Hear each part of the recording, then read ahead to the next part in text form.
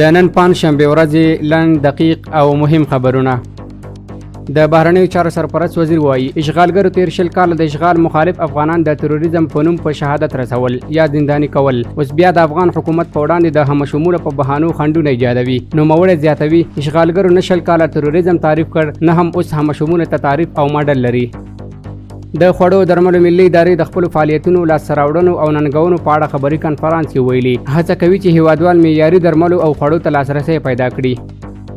د قانون او پټرولیم سرپرست وزیر شیخ شهاب الدین دلاور د بي بي سي له پخواني خبريال داود جنبش سره لیدلی دي. ښاغلي جنبش په دې لیدنه کې د افغانستان کاني زیرمو د مدیریت په برخه کې د قانون او پټرولیم وزارت فعالیتونه او لاسته راوړنې ستایلې دي.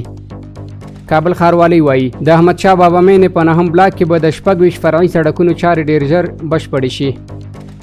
د 2023 کال نړیوال جام ټرافي کابل ته راورسېده. د افغانستان کرکټ بورډ وایي چې د 2023 کال نړیوال جام ټرافي نن سهار کابل ته راوړل شوې ده. دغه جام به د افغانستان په بېلابېلو ولایتونو کې نندارې ته وړاندې شي. د افغاني سرې میاشتې رئیس مولوي مطیع الحق خالص پنجشیر کې یوې غونډې ته ویلي چې موږ د مرستو په ویش کې هیڅکله تبعیض نه کوو او اړمنو هیوادوالو ته په عادلانه توګه ویشو. نوموړي زیاته کړې د بیړنیو مرستو په اړه له نړیوالو سره په خبرو بوخت یو ترڅو اړمن ولس ته د کار فرصتونه برابر کړو.